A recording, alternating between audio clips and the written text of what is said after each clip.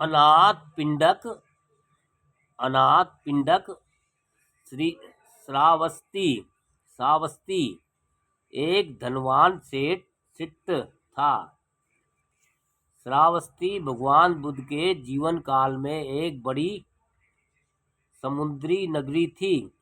आचार्य बुद्ध घोष के अनुसार उस समय इसमें 57,000 परिवार रहते थे और काशी कोसल प्रदेश की जिसमें 80,000 गांव बसे हुए थे।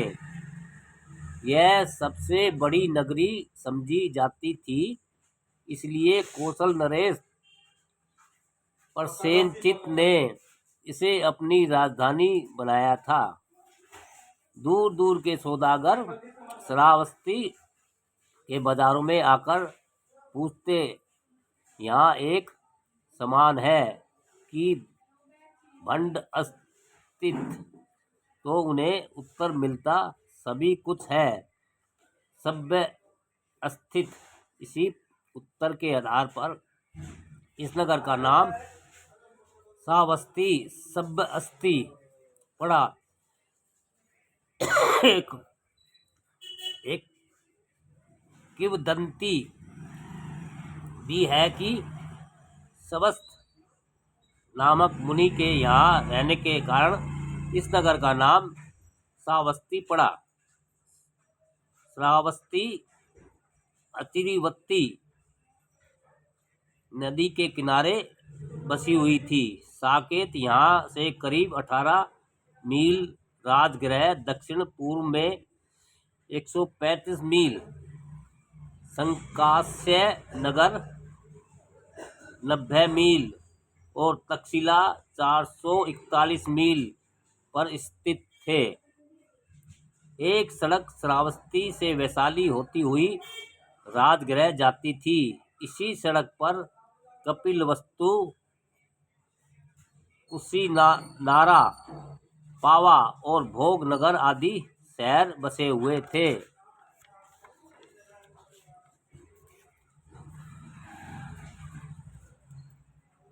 जहाँ यात्रियों की सुविधा के लिए विश्राम गृह भी बने हुए थे। एक और दूसरी सड़क श्रावस्ती से दक्षिण की ओर होती हुई कौशाम्बी को जाती थी।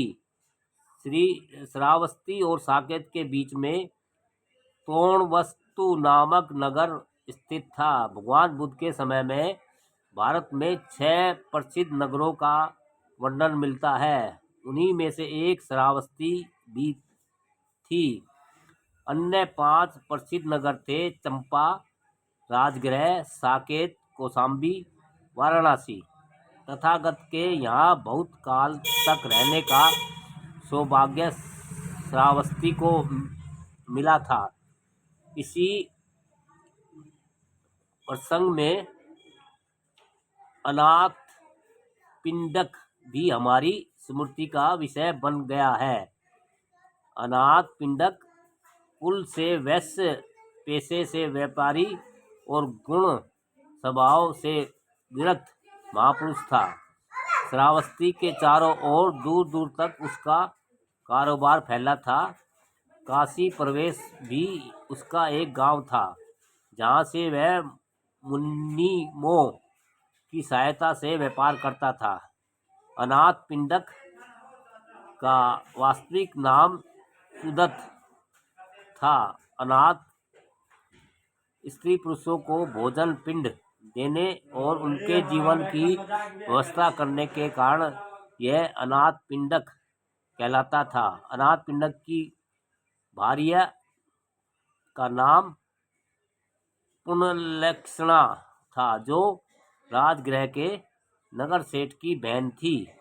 अनाथ पिंडक एक लड़के का भी जिक्र मिलता है, जिसका नाम काल था।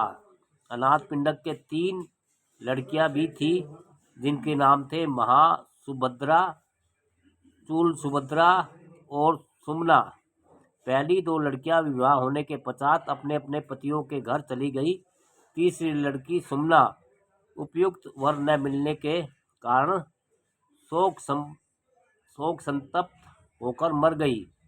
अनाथ पिंडक के पिता का नाम सुमन गृहपति था। भगवान बुद्ध की से प्रथम साक्षात्कार अनाथ पिंडक का उस समय हुआ जब एक बार व्यापार के काम से उसे राजगृह जाना पड़ा। उस समय भगवान बुद्ध तथागत बुद्धित्व प्राप्ति के प्रथम वर्ष में राजगृह में ही विहार कर रहे थे। अनाथ पिंडक के साले राजगृह के नगर सेठ ने अगले दिन के लिए उन्हें आमंत्रित दे रखा था। वह उसकी तैयारी में लगा हुआ था। अनाथ पिंडक की उतनी भाव भगत नहीं हो सकी जितनी पहले हुआ करती थी। अनाथ पिंडक बड़े आश्चर्य में पड़ गया कि आखिर इतनी बड़ी तैयारियां किस लिए की जा रही है। उसने पूछा, गृहपति, क्या तेरे यहाँ कोई विवाह उत्सव है या महायज्ञ है, या मगधराज दिसंबर सार को तूने निमंत्रण दे रखा है जिससे तू इतनी तैयारी में लगा हुआ है? राजगृह के सेठ ने उत्तर दिया, गृहपति, न मेरे यहाँ कोई विवाह उत्सव है, ना मगधराज को ही मैंने निमंत्रण दिया है। मेरे यहाँ कल एक बड़ा यज्ञ है। संग सहित बुद्ध कल भोजन के लिए मेरे यहाँ निमंत्रित है। अनाथ पिंडक सन्नाटे में आ गया। न जाने कब कब के पुण्य संस्कार उस व्यापारी के हृदय में उदर हुए, जिससे बुद्ध का नाम मात्र सुनते ही उसके रोमांच हो गया। उसकी शुद्ध बुद्ध ऐसी हो गई जैसे कृष्ण नाम सुनकर भौचक्की हुई प्रेम योगिनी ब्रजांगनाओं की हो जाया करती थी। गृहपति, तू बुद्ध कह रहा है? हाँ गृहपति, मैं बुद्ध कह रहा हूँ। बुद्ध, हाँ बुद्ध। बुद्ध, हाँ बुद्ध। बुद्ध, यह शब्द भी लोक में दुर्लभ है।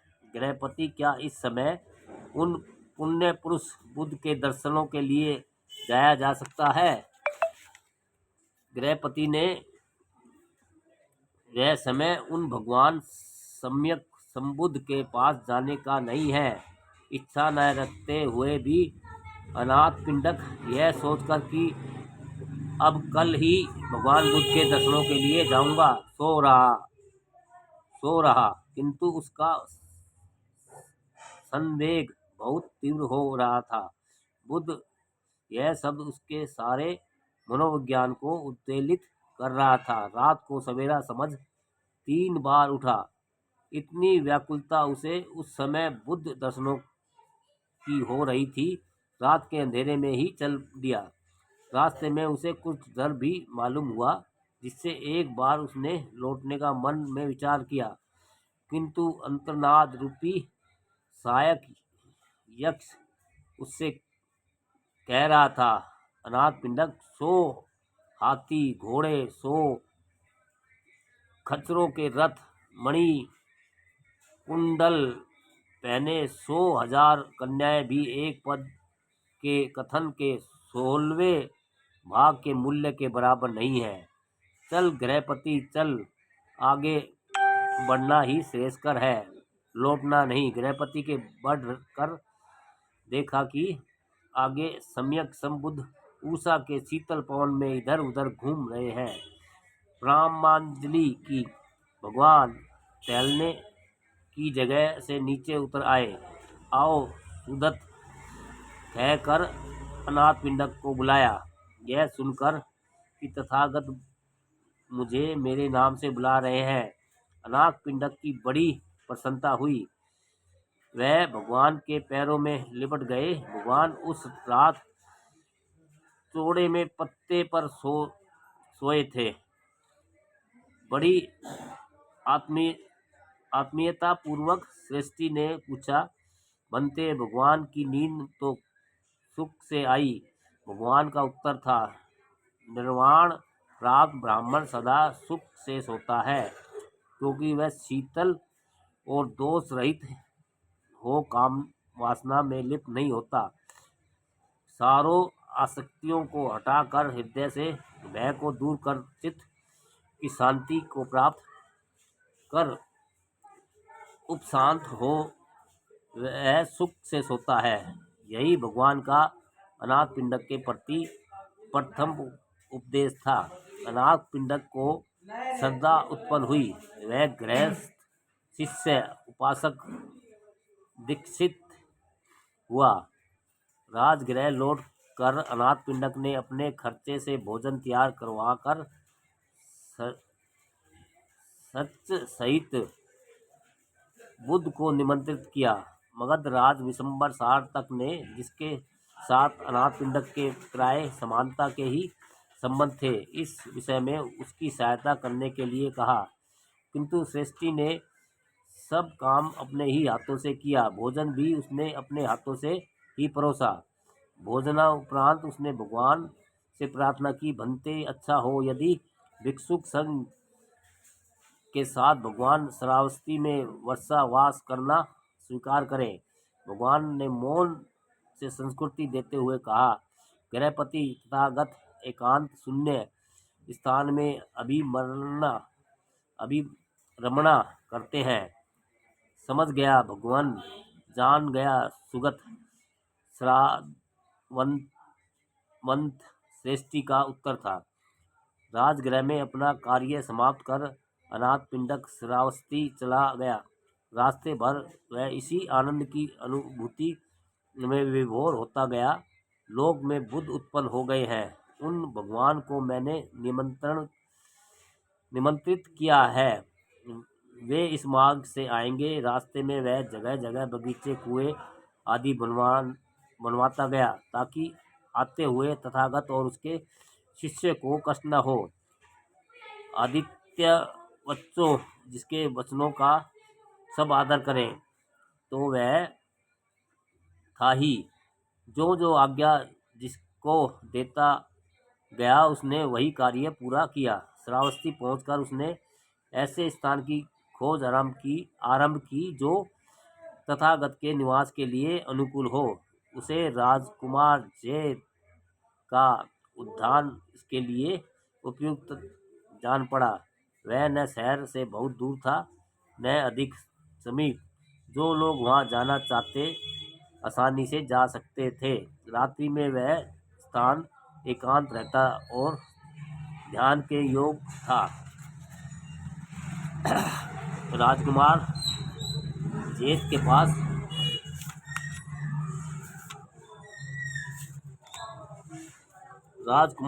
के पास जाकर अनाथ पिंडक ने कहा, आर्यपुत्र, मुझे विहार बनाने के लिए अपना उद्यान दे दीजिए। राजकुमार जेठ ने उत्तर दिया, गृहपति, यह तो असरफियों को किनारे से किनारे मिलाकर देने से भी नहीं दिया जा सकता। आर्यपुत्र, तब तो मैंने यह उद्यान खरीद लिया। चतुर व्यापारी ने उत्तर दिया, गृहपति, तूने यह नहीं खरीदा। राजघराने का सा गौरव दिखाते हुए जैत राजकुमार ने कहा, मामला राज्य के न्यायाधीशों तक पहुंचा। उनका निर्णय अनाथ पिंडक के पक्ष में ही हुआ। अनाथ न्यायाधीशों का निर्णय था कि चूंकि राजकुमार ने मोल किया, इसलिए गृहपति ने इसे ले लिया। अनाथ पिंडक ने असरफियां किनारे से किनारे मिलाकर राजकुमार जेठ के उद्यान में बिछवा दी। एक बार धोख कर लाई हुई असरफियां 18 करोड़ थी। उनसे उद्यान की प्राय सब जगह ढक गई। थोड़ी सी बाकी बच रही, जिसको ढांकने के लिए अनाथ पिंडक ने अपने आदमियों को दोबारा असरफियां लाने को भेजा, किंतु उसे रोकते हुए जेठ राजकुमार ने कहा, बस गृहपति, इस वक्त खाली जगह को तू न ढांक, इसे तू मुझे दे दे, यह मेरा दान होगा। अनाथ पिंडक ने स्वीकार कर लिया तथा तदनुसार उस जगह पर अनाथ पिंडक ने उद्यान भूमि में एक विशाल विहार और एक सुरम्य बगीचा बनवाया और कुमार जेत के नाम पर उसका नाम जेतवन आराम रखा। पाली त्रिपिटक में इस आराम को सर्वत्र अनाथ पिंडक का जेतवना कहकर पुकारा गया है। इस आराम में अनाथ पिंडक के अनेक विश्राम स्थान, आंगन वाले मकान, परिवेणा, कोठी, सभागृह, अग्निशाला, पानी गर्म करने की कोठियाँ, ध्यान के चबूतरे, स्नानागार, छोटे छोटे तालाब, मंडप बनवाए और 18 करोड़ में जेतवन की जमीन खरीदी गई थी। 18 करोड़ ही विहार बनाने में खर्च हुए और जब बुद्धत्व प्राप्ति के 14वें वर्ष भगवान उधर आए तो 18 करोड़ ही अनाथ पिंडक ने भंडारे में खर्च किए। इस प्रकार कुल 54 करोड़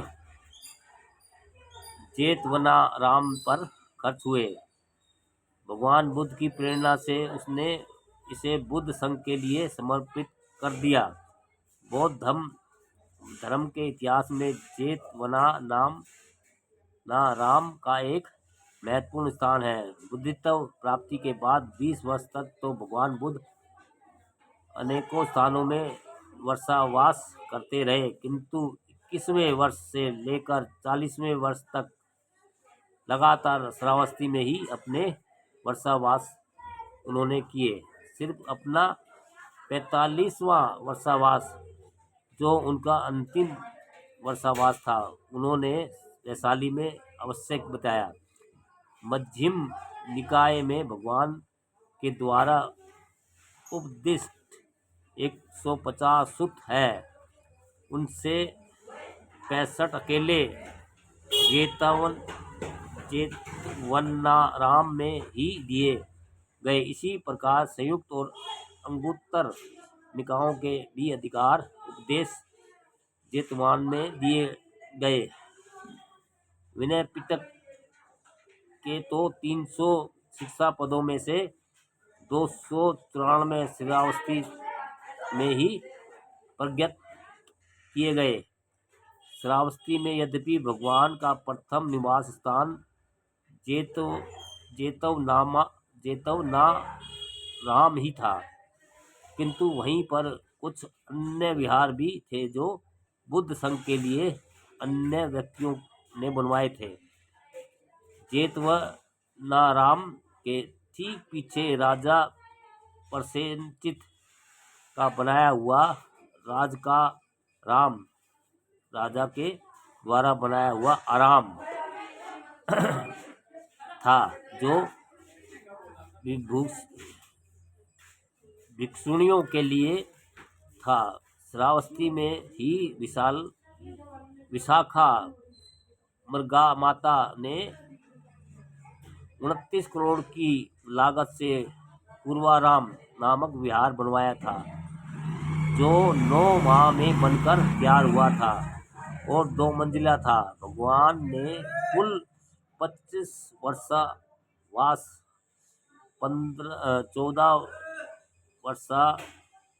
14वां वर्षावास और 21वां वर्षावास से लेकर 44वें वर्षावास तक श्रीवस्ती में बिताए थे। उनमें से 19 वर्षावास तो केवल जेतवनाराम में बिताए थे और सिर्फ 6 पूर्वाराम में। इसलिए जिस भावना के साथ हम लुम्बिनी बुद्ध का जन्म स्थान, बोध गया बुद्धित्व प्राप्त स्थान, सारनाथ प्रथम धर्मचक्र परिवर्तन का स्थान और कुशीनारा बुद्ध के पर्यावरण का स्थान को याद करते हैं, उसी भावना के साथ जेतवनाराम को भी करना चाहिए, क्योंकि यही तथागत सबसे अधिक काल तक ठहरे थे। अनाथ पिंडक 2 बार जेतवनाराम में भगवान बुद्ध के दर्शन के लिए जाया करता था। जब कभी जेता अपने